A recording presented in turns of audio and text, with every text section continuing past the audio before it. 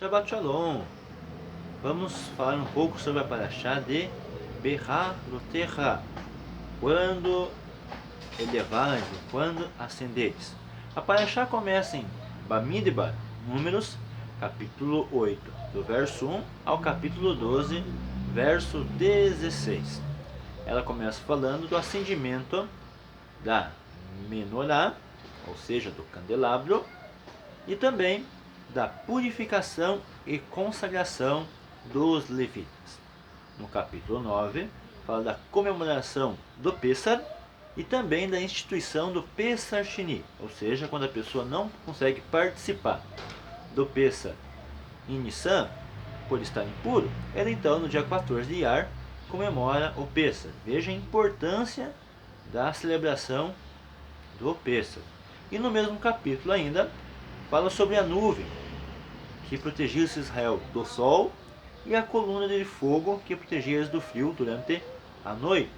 No capítulo 10, fala das duas trombetas que deveriam ser trocadas para ajuntamento e também nos períodos de guerra e também nas festividades. E no mesmo capítulo também inicia a partida no Monte Sinai, no capítulo 10 de Números.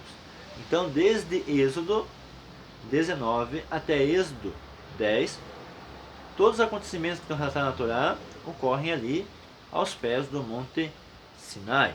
E também no finalzinho do capítulo 10, Moshe pede para seu sogro Robabe, ou Jetro, que continue junto com os filhos de Israel. No capítulo 11, o povo, após ter dias de caminhada, se queixa de fome, sente saudade da carne do Egito, reclama do maná que o Eterno mandava. Moshe, por causa disso, se queixa com o Eterno, falando que seu cargo era muito pesado.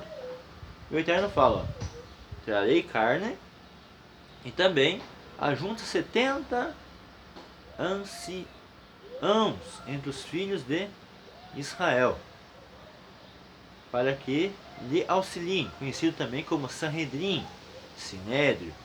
E desses 70, dois que ficaram de lado, Eldad e Meldad, também profetizam no acampamento. E no capítulo 12 de Números, a Miriam e a Harão se queixam com Moshe da sua mulher Cushita. Então Miriam fica leprosa por causa do Lashon Hará. E Moshe interroga por ela e o Eterno cura ela.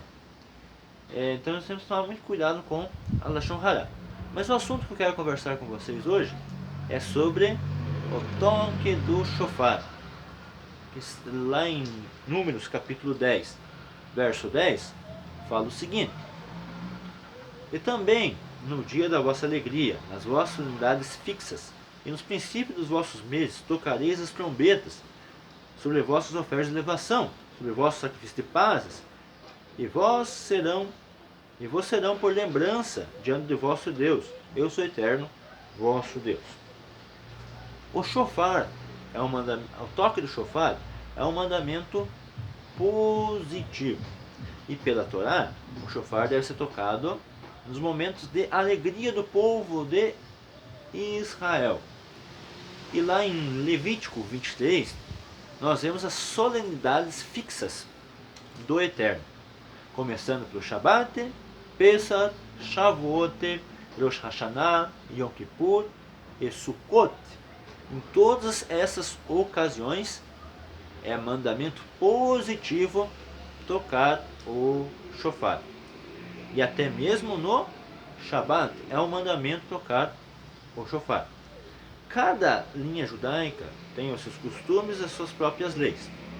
Mas nós, congregação israelita Nova Aliança, tentamos sempre estar o mais próximo da Torá escrita. Ou seja, a Torá fala para nós tocar shofar no Shabat. E nós não consideramos coisas religiosas que são feitas no Shabat como trabalho. Ou seja, a pessoa pode trazer o Sidur, pode trazer o Tanar para a sinagoga. E pode também, se tiver, trazer o shofar. Nós não consideramos isso muktzeh. ou seja, transportar um objeto proibido de Shabat do lugar público para o lugar privado. Nós não consideramos coisas religiosas como trabalho no Shabat, porque elas são necessárias para o Shabat. Assim como havia sacrifícios no próprio Shabat, envolvia a shechitá no animal, envolvia colocar mais lenha no altar. Como era feito para Deus, então era considerado uma consagração do Shabat, e não uma transgressão do Shabat. Além disso, o shofar, ele nos lembra a festa de Rosh Hashanah. E Rosh Hashanah, a parte profética, se cumpre quando nos fins dos dias, antes da volta, um pouco antes da volta do Mashiach, será tocado um grande shofar, que será ouvido em todo o mundo, para a reunião dos salvos com o Mashiach em Jerusalém, para então começar o reino. Como está escrito em Apocalipse 11. Vamos ler. Apocalipse 11, verso 15. O sétimo anjo tocou a trombeta, e houve no céu grandes vozes dizendo: o reino do mundo se tornou do nosso Senhor e do seu Mashiach, ou Cristo. Ele reinará pelos séculos dos séculos. Então, em Apocalipse 11, verso 15, fala do toque da sétima trombeta, que é para a reunião de todos os salvos para reinar com Mashiach de Jerusalém sobre o mundo. Isso também está relatado em Ishayahu, Isaías. Vamos conferir. Isaías 27, verso 13.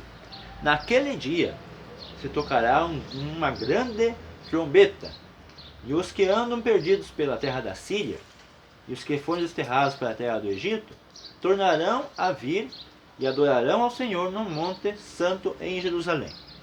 Então aqui em Isaías 27, verso 13, fala: naquele dia haverá um grande toque do shofar, um dos que foram desterrados para o Egito e para a Síria, que representam a Galut, que representam o exílio.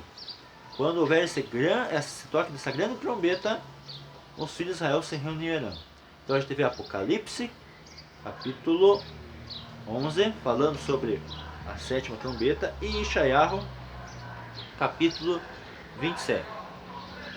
Lembrando que Apocalipse, segundo os historiadores, foi escrito por em volta do ano 95 depois de Cristo.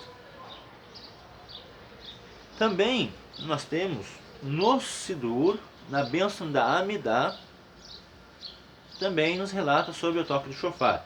A 10ª bênção da Amidah, a bênção Teká, fala o seguinte: faz soar o grande shofar para a nossa liberdade, e ergue o estandarte para juntar os nossos dispersados, e reúne-os logo a todos, dos 4 cantos do mundo, para a nossa terra. Bendito sejas tu, Eterno, que reúne os dispersos do teu povo Israel. Sidur, do rito Rinat Israel da Sefer, página 69. Então, veja a importância do toque do shofar. Deve-se tocar o shofar, Shabat, nas festas, e a parte profética aponta, como fala em Apocalipse 11, Ishayahu 27, e na oração da Amidah, aponta para a reunião do povo judeu. E que esse dia chegue em breve, e que nós possamos então começar a reinar com o nosso Mashiach Yeshua, de Jerusalém, e que a Torá então seja implantada em toda a terra. É isso. Até logo. Shabbat Shalom e Lihitraot.